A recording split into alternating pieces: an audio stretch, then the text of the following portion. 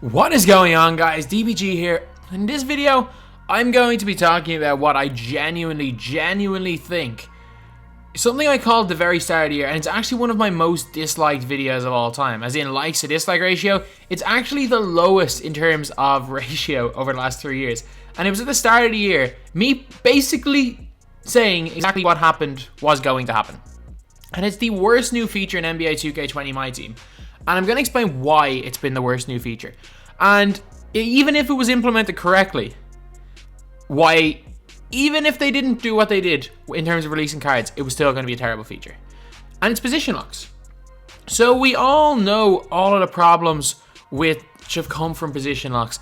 We all know the fact that they made a mockery out of it by making a point guard Thon Maker, a point guard Giannis, a point guard Hito, whatever about point guard LeBron. That kind of makes sense. We've got point guard Michael Jordan, which kind of makes sense. I'm trying to think of who else there is that can play point guard. That is, Ben Simmons, he is kind of a point guard. Magic Johnson's a point guard. But I basically called it at the start of the year. Like, I predicted we were going to get some of these giant point guards. I didn't think we were going to get just this many point guards. But like at the start of the year, I was saying, once Magic comes out, he's going to be a game changer because no one's going to be able to guard him. And that, to an extent, was the case. Like, they made a mockery out of it. They made an absolute mockery out of it. But all position locks has done is meant that the overcrowded small forward / two guard position at the start of the year became almost worthless. It was like at the very start of the year because every single good card, like obviously now they have a bunch of cards in a bunch of different positions. The small forward / two guards were like were like all the best cards in the game. And rather than being able to put them at point guard, they were all stuck at small forward / two guard.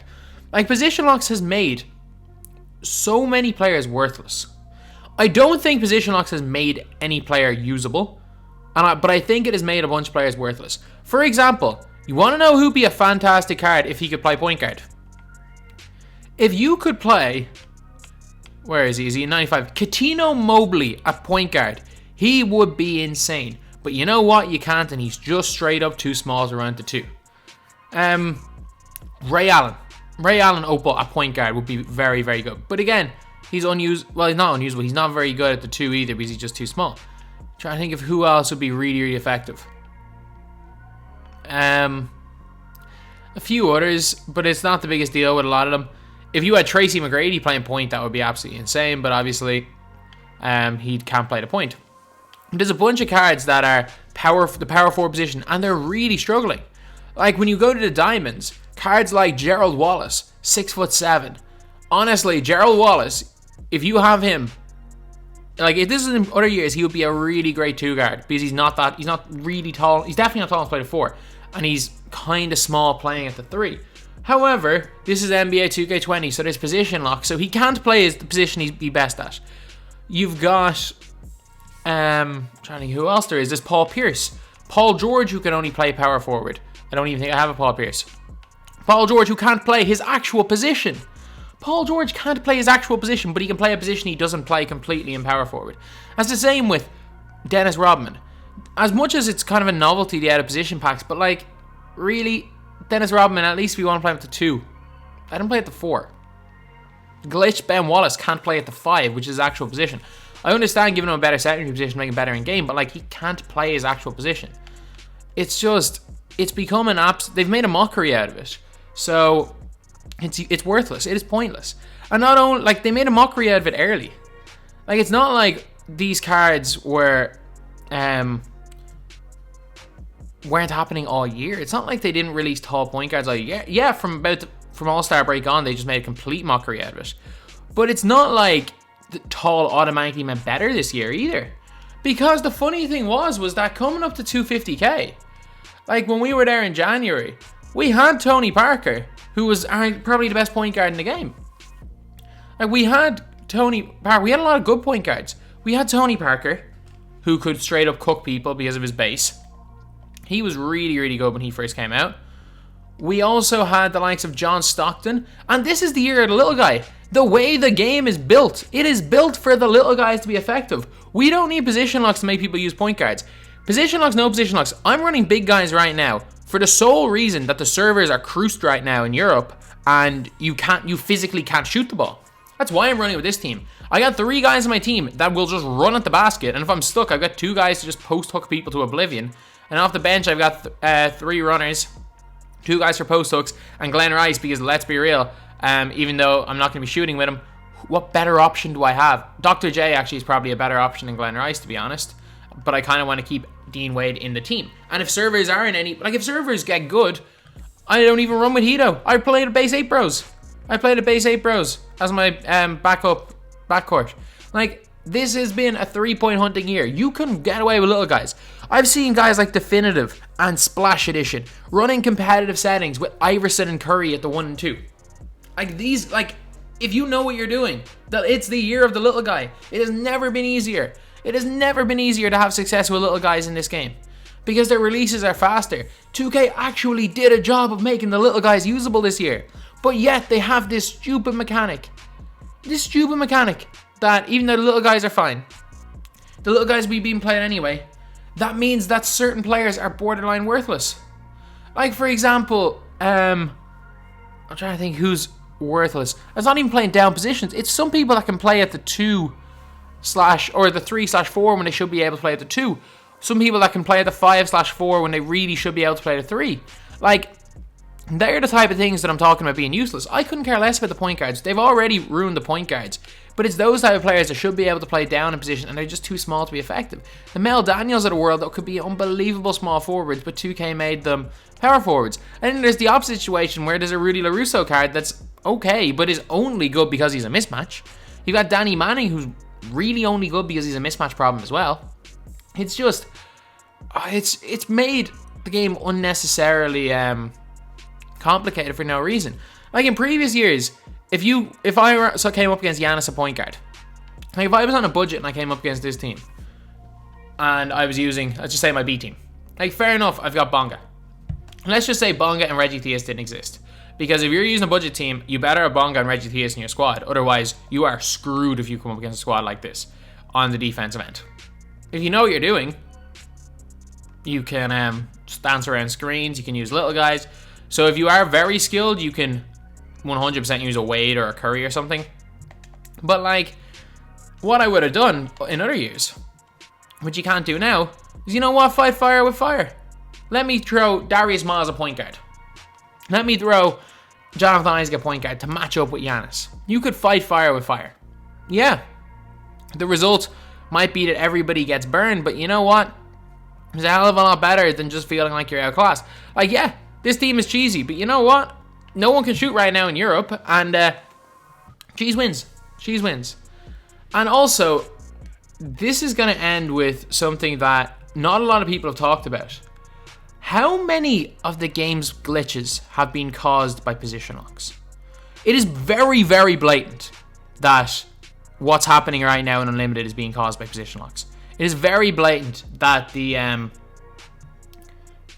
thing is being caused by position locks, that the Unlimited glitch is being caused by that. It is very, very obvious. Because it's something to do with manipulating positions and putting your point guard, trying to put your point guard at center. Like, is this the first glitch we've had? Hell no. We had the glitch at the start of the year where people were just literally, the glitch was, I'm pretty sure, you just put it in. Like, as in, you went into your lineup menu, and I'm pretty sure you just, like, would spam and out of position, spam this, and eventually he'd get into position. I'm pretty sure that it was something ridiculously easy like that. I didn't use it. I don't know exactly how it was, but it was something along the lines of that. And you could just get people to play out of position.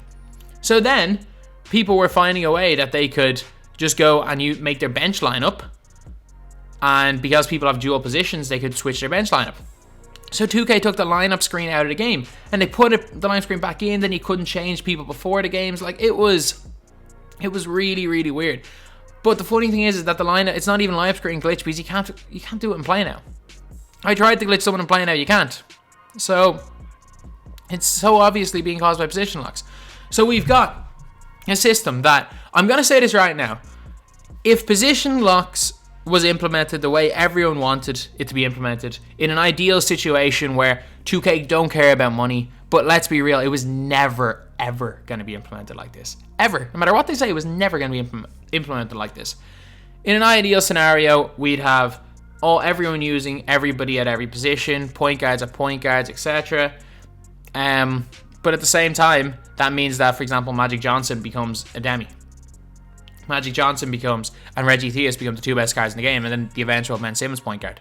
Like, they're gonna, like, those guys would be just game changing. And then if your logic is put height caps on players, but then that means Magic Johnson's a small forward / power forward, and it's like, that ruins realism. So, like, I don't know. There's no ideal way to use position locks, and as I said at the start of the year, by March, April, May, everyone is going to hate position locks, and I think in the general consensus is they're a disaster. Not only have they not changed the way anyone plays this game, if anything, it has made it even harder for budget players to play the game. If anything, it's been obvious, especially with the Luka Doncic situation, where Luka Doncic's moments card, this card right here, is literally a clone of one, but the other one can't play point guard and this one can. We've seen situations like that. We've seen more and more cards. We've seen an Opal Giannis, and we all know for a fact that that's not the last Opal Giannis because he's not a point guard. We've seen so many similar cards being released just playing different positions and people buying into it. It's so blatantly being done for money. Not only that, is it's genuinely affected our ability to play the game. Multiple times there has been multiple glitches, multiple patches, multiple problems caused by this one mechanic that has been the biggest disaster of a new mechanic we've seen since the Supermax point system. This position locks, in theory, is a great idea. The problem is just like with a lot of things the community want, ideas in theory are never going to work out in practice. There's a bunch of things that people are suggesting that, if you actually dig deep and think about it, will be disastrous if they ever come to fruition. But yet, people just cry for position locks because they didn't want to face AK-47 a point guard, or Hito a point guard. But you know what? I'm still out here running Hito a point guard because 2K knows what makes money, and they know that they can completely manipulate things and use position locks to make as much of it as possible. So anyway, yeah, that is the video. It's the mini rant about position locks. Like, I was very much against it at the start. I was very much against it before the year started, and I was like the black sheep. Single thing people were most hyped about this game. The people that weren't hyped about this game were the ones that played the game a lot. They knew what was going to happen, but yet 2K spun it in a way that it was just a bunch of people being butthurt that they couldn't run small forwards a point guard, where in fact we all knew we'd be eventually able to run small forwards a point guard. But it was just like a lot of things, causing a lot more problems than it was ever going to fix. The only problem that this quote-unquote fixed is it stopped people running Giants a point guard for a few months. And it's the only problem it fixed. How many problems does it cost? Anyway, yeah, that is the video. I really hope that this doesn't happen. This isn't in 2K21, but we know for a fact it is. 2K have found out a way to make money out of it. They found out a way to monetize it, so you better believe position locks is going to be in the game next year. Anyway, that's the video. Thank you guys for watching. Please like, comment, and subscribe. You see the drippy, I'm fitted up. Hop in my car and the giddy up. Secure the bag, yeah, I get the bus. Pick it up, pick it up, pick it up. You see the drippy, I'm fitted up. Hop in my car and the giddy up. Secure the bag, yeah, I get the bus. Pick it up, pick it up, pick it up. Ooh, I've been on the flex since flex on. Neighborhood all in your eardrum.